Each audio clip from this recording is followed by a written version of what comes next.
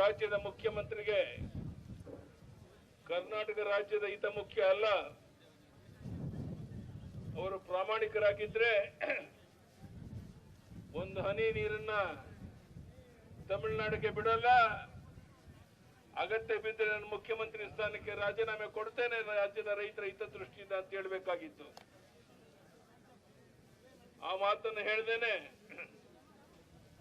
ರಾಜಕೀಯ ದೊಂಬರಾಟ ಮಾಡ್ತಾ ಯಾರು ಸಚಿವರಾಗಬೇಕು ಅಂತೇಳಿ ದೆಹಲಿನಲ್ಲಿ ರಾಹುಲ್ ಗಾಂಧಿ ಮನೆ ಬಾಗಿಲಿಗೆ ಕಾಯ್ಕೊಂಡು ಕೂತಿರುವಂತ ಈ ಲಜ್ಜೆಗೆಟ್ಟ ಕಾಂಗ್ರೆಸ್ ಮುಖಂಡರಿಗೆ ಎಷ್ಟು ಬಾರಿ ಧಿಕ್ಕಾರ ಹೇಳಿದ್ರು ಕಡಿಮೆ ಆಗುತ್ತೆ.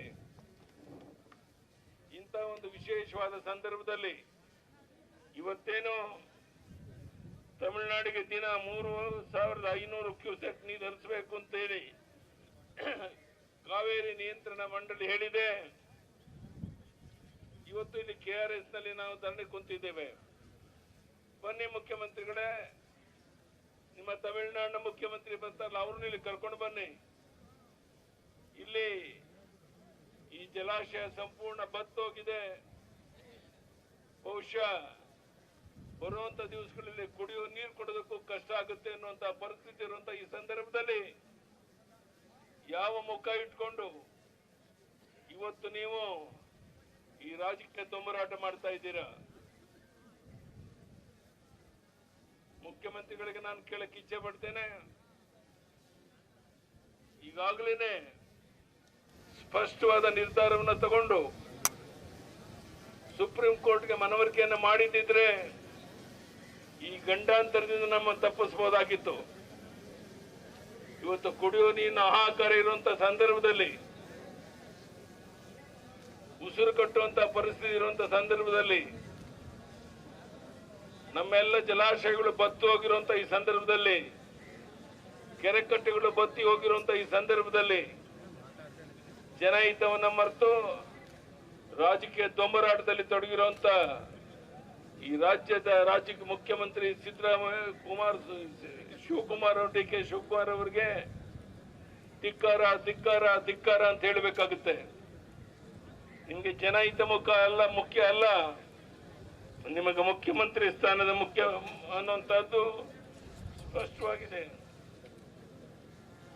ದೆಹಲಿನಲ್ಲಿ ರಾಹುಲ್ ಗಾಂಧಿ ಮನೆ ಬಾಗಿಲು ಕಾದು ಕುಂತಿರುವಂತ ನಿಮಗೆ ಸಚಿವ ಸಂಪುಟವನ್ನ ವಿಸ್ತರಣೆ ಮಾಡೋದು ಮುಖ್ಯನೇ ಹೊರತು ರಾಜ್ಯದ ಜನರ ಹಿತ ಅಲ್ಲ ಅನ್ನುವಂಥದ್ದು ಸ್ಪಷ್ಟವಾಗಿರುವಂತ ಈ ಸಂದರ್ಭದಲ್ಲಿ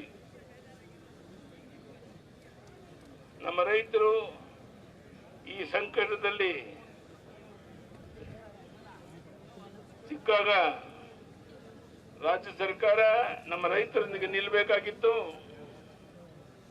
ನಾವೆಲ್ಲ ರೈತರ ಪರವಾಗಿ ನಿಲ್ತೇವೆ. ಯಾವ ಕಾರಣಕ್ಕೂ ಸಹ ಒಂದು ಹನಿ ನೀರನ್ನ ಇಲ್ಲಿಂದ ತಮಿಳುನಾಡಕ್ಕೆ ಬಿಡಕ್ಕೆ ಸಾಧ್ಯ ಇಲ್ಲ. ಇದನ್ನ ಈಗಾಗಲೇ ಸ್ಪಷ್ಟ ಮಾಡಿದ್ದೇವೆ.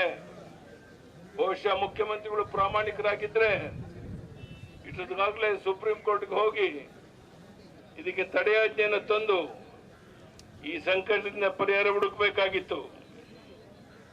ಈ ಸಮಸ್ಯೆಗೆ ಶಾಶ್ವತ ಪರಿಹಾರ ಒದಗಿಸುವ ನಿಟ್ಟಿನಲ್ಲಿ ಮೇಕೆದಾಟು ಪರಿಹಾರವಾಗಿದೆ ಅಂತೇಳಿ ತಮಿಳುನಾಡಿನ ನೀರಾವರಿ ಅಗತ್ಯಗಳು ನಮ್ಮ ಜನರ ಕುಡಿಯುವ ನೀರಿನ ಮೂಲಭೂತ ಹಕ್ಕಿಗಿಂತ ದೊಡ್ಡದಲ್ಲ. ಅಲ್ಲಿ ಜಲಾಶಯ ನಿರ್ಮಿಸಿದ್ರೆ ಬೆಂಗಳೂರು ಕುಡಿಯುವ ನೀರು ಸಿಗುತ್ತೆ. ಮಳೆ ಕಡಿಮೆ ಆದಾಗ ತಮಿಳುನಾಡಿಗೆ ಕೊಡುವ ನೀರಿಗೂ ತೊಂದರೆ ಆಗೋದಿಲ್ಲ.